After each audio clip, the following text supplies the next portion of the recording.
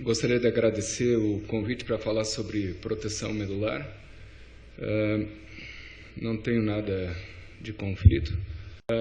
Bom, a gente sabe que nós temos uma janela terapêutica muito pequena na lesão medular aguda e justamente nós temos que utilizar essa janela de uma maneira adequada. E a gente tem vários tipos de tratamento que a gente pode utilizar nessa fase aguda e isso vai melhorar ou vai diferenciar a qualidade de vida do tratamento e o prognóstico do paciente. O objetivo dessa apresentação é mostrar principalmente 3 pontos em relação ao tratamento na fase aguda da lesão medular. O tratamento de ressuscitação ventilatória e de pressão, as terapias não farmacológicas e as terapias farmacológicas. Eu peguei os tratamentos que estão mais em destaque na literatura e à medida que eu for comentando esses tratamentos, eu gostaria que vocês colocassem o número 1, 2, 3, 4, 5, de acordo com o que vocês acreditam ou o que vocês não acreditam em relação ao benefício desses tratamentos. Então, eu vou mostrar um para um, depois, ao final, vamos ver como é que a gente tem a noção do tratamento ou a utilização desse tratamento no nosso próximo paciente. Em relação ao atendimento especializado e à otimização cardiorrespiratória, a gente sabe que a gente deve evitar hipóxia na fase aguda, assim como na fase crônica, principalmente a saturação abaixo de 90%. Não importa a lesão de coluna cervical que o paciente tem, sempre tem uma estratégia que a gente possa fazer a intubação desse paciente sem piorar o quadro neurológico, como a tração manual em linha e a intubação. Em relação à pressão arterial, isso aqui são dados que mostram que pequenas coisas fazem a diferença. A gente fica muitas vezes pensando em algum tratamento mais especializado e a gente se descuida um pouco de tratamentos frequentes que são importantes. Esse estudo ele mostra, pegaram pacientes na UTI e avaliaram a pressão arterial média e compararam em relação ao prognóstico. E eles mostraram que os pacientes que tiveram uma melhora acima de 1 ponto na escala são pacientes que desde o início tiveram a pressão arterial mais elevada. E isso são pequenas diferenças, ou seja, acima de 95, vocês notam que esses pacientes que tiveram a pressão arterial média acima de 95 tiveram uma melhora maior do que os pacientes que tiveram abaixo de 95. Então, aquela ideia, não, vamos manter a pressão arterial média acima de 85, mas tem outros patamares que também influenciam na melhora, na recuperação desses pacientes. Então, praticamente, a conclusão desse trabalho é que a gente tem que aumentar a pressão arterial média como limite 95 milímetros de mercúrio, evitar a hipotensão de qualquer maneira, principalmente nos primeiros 3 dias, e isso deve ser mantido por um tempo em torno de 7 dias.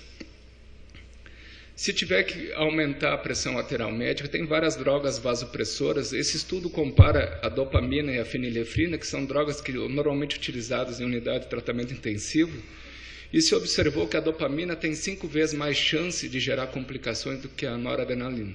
Então, se for aumentar a pressão arterial, que tiver que usar alguma medicação além dos líquidos, que seja a noradrenalina. Então, vamos pontuar o que a gente acha desses 3 tratamentos. Tratamento em uma unidade especializada em manejo de lesão medular, otimização cardiorrespiratória e parâmetros hemodinâmicos. Segundo ponto, as terapias não farmacológicas, a hipotermia e a descompressão aguda. A hipotermia tem como função diminuir o metabolismo e reduzir a inflamação.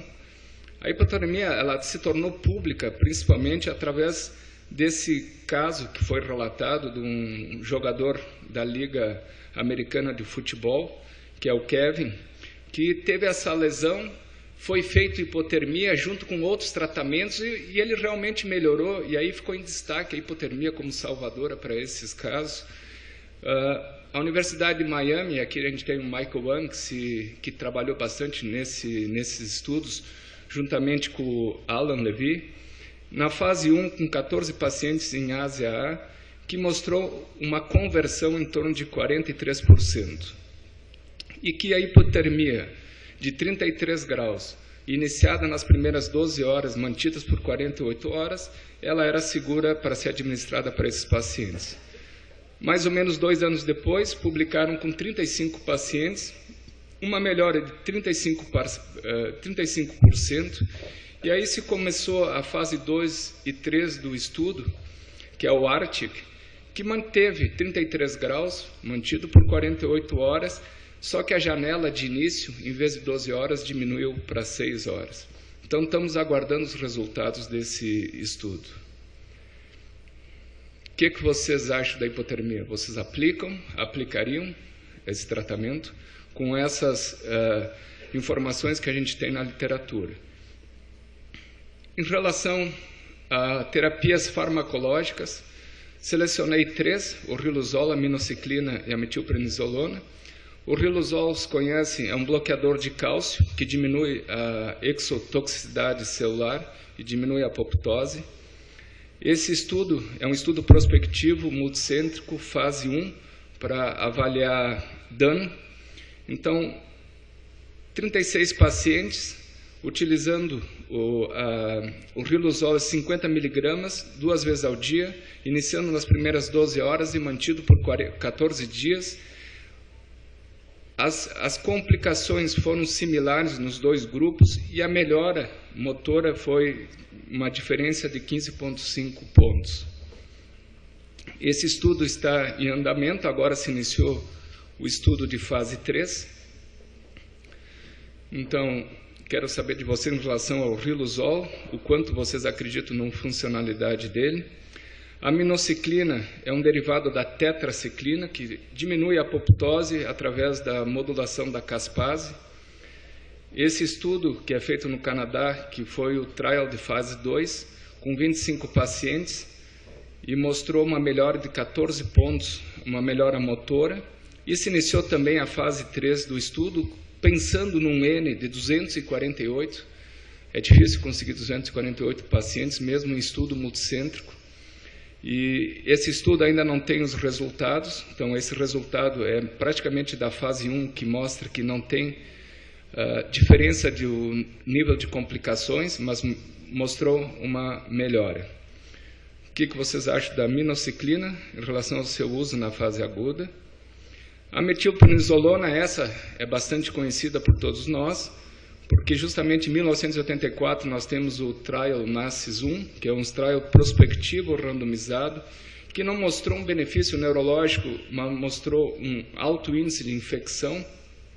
O NACIS-2, que veio em 1990, que utilizava a dose da metilprednisolona 30 mg quilo bolos e 5,4 mg quilo por 23 horas. A análise estatística foi um pouco debatida, um pouco controversa. Dependendo de como tu olhava os números, tu teria uma melhora ou não dos resultados. E aí se partiu para o NACIS-3, em 97, em que se diminuiu o tempo de início para 8 horas, se ajustou a dose da metilprednisolona, possibilitando até 47 horas depois do início do tratamento. E esse estudo mostrou que até 3 horas os pacientes não tinham benefício e os pacientes que iniciaram com a metilprednisolona depois da 3ª hora tiveram uma melhora significativa, mas novamente a análise estatística foi bastante discutida desse estudo. Devido a tudo isso e principalmente os resultados de complicações nesses estudos,